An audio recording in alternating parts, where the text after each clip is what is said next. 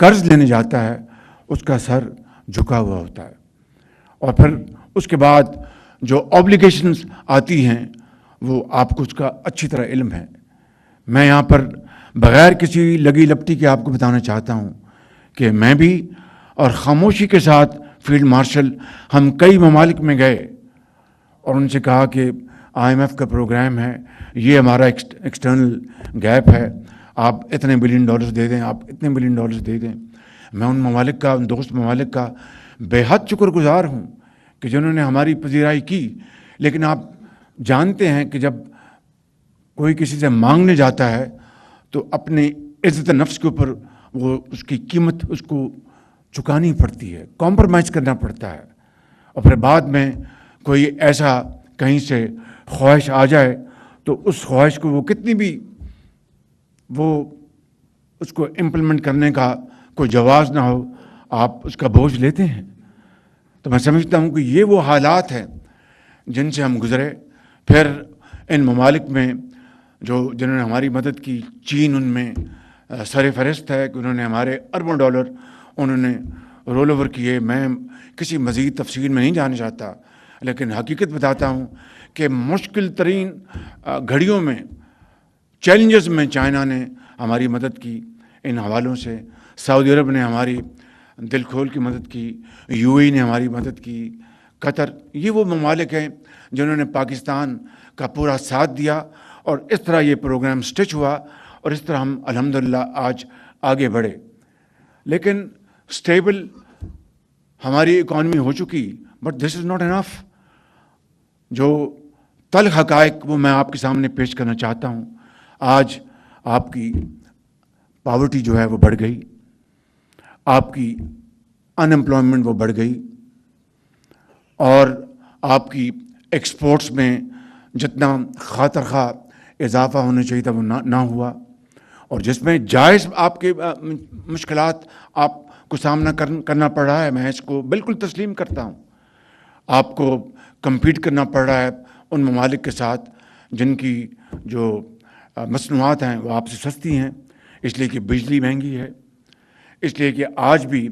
باوجود اس کے کہ پالیسی ریٹ 21.5 سے 10.5 پہ آ گیا، لیکن اس میں مزید کمی نہیں ہوگی، تو آپ کو اپنی جو کمپٹیشن میں آپ پوری طرح اپنی تمام صلاحیتوں کو بروئے کار نہیں لا سکتے۔ اسی طریقے سے آپ کی جو انوویشن جو ہے، آپ کی BMR، آپ کی جو پروڈکٹیوٹی، اس میں آپ کو انویسٹمنٹ کرنا ہے، تو آپ کے پاس اسپیس ہوگی، فزیکل اسپیس ہوگی، فائنینشیل ریسورسز ہوں گے تو آپ انویسٹمنٹ کریں گے، وغیرہ کہاں سے انویسٹمنٹ کریں گے؟ کمائیں گے تو انویسٹمنٹ کریں گے۔ میں ماضی کی تاریخ میں نہیں جانا چاہتا کہ جب بہت کمایا ہم نے، لیکن یہ حقیقت ہے اور تلخ حقیقت ہے کہ ہم نے R&D میں کوئی خاطر خواہ اس میں اضافہ نہیں کیا،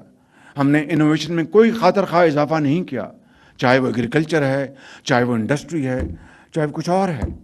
چاہے وہ ایکسپورٹس ہیں۔ بہرحال یہ آج کا موضوع ہے، لیکن اس کو کسی اور وقت کے اوپر ہم انشاءاللہ اس کو ہم زیر بحث لائیں گے، کیونکہ میں تقریباً ہر روز اپنے آنریبل جو بزنس کمیونٹی پاکستان کی، وہ کسی نہ کسی حوالے سے میں ان سے ملتا ہوں، ان سے میٹنگ ہوتی ہیں۔ ابھی اکتوبر میں نے آپ کے ساتھ 3 گھنٹے لگائے، اور اس کے بعد میں نے 9 سب کمیٹیز بنائیں جن کو تواتر کے ساتھ میں ان مہینوں میں ریگولرلی ملتا رہا، اور آپ کی جو شاندار تجاویز تھیں، اور ان committees probably for the first time in پاکستان's ہسٹری، میں نے ان کمیٹیز کے جو چیئرز تھے میں نے پرائیویٹ سیکٹر سے چنے۔ میں جانتا ہوں کہ افسر شاہی اور میرے جو سیاسی کولیگز ہیں وہ دل میں ان کو پسند نہیں آیا ہوگا کہ یہ وزیر اعظم نے کیا پرائیویٹ سیکٹر سے ہمارے اوپر بٹھا دیا، لیکن میں سمجھتا ہوں کہ جس کا کام اس کو ساجے۔ آپ گورنمنٹ جو ہیں وہ بزنس نہیں کرتی، دنیا میں کہیں نہیں کرتی، جہاں کرتی ہیں تو وہ تباہی کا موجب بنتی ہیں۔ بزنس پرائیویٹ سیکٹر نے کرنا ہے، تو اگر آپ نے بزنس کو چلانا ہے، آپ نے کمانا ہے، آپ نے ڈالرز لے کے آنے ہیں، آپ نے امپلائمنٹ آگے بڑھانی ہے، آپ نے غربت میں کمی کرنی ہے، آپ نے تنخواہیں دینی ہیں، تو یہ کس طرح ہو سکتا ہے کہ آپ کو کسی اور جگہ سے ڈکٹیٹ کیا جائے اور آپ اس کے بندے بن جائیں؟ ممکن نہیں ہے بالکل. تو اس لیے میں نے آپ کو چیئرمین بنایا ان کمیٹیز کا. یقیناً بعض کمیٹیز نے ان کی پرسنل ان کا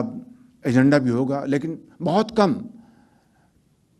اوور ویلمنگلی آپ نے پاکستان کے بہترین مفاد میں وہ تجاویز دیں، اور ان میں سے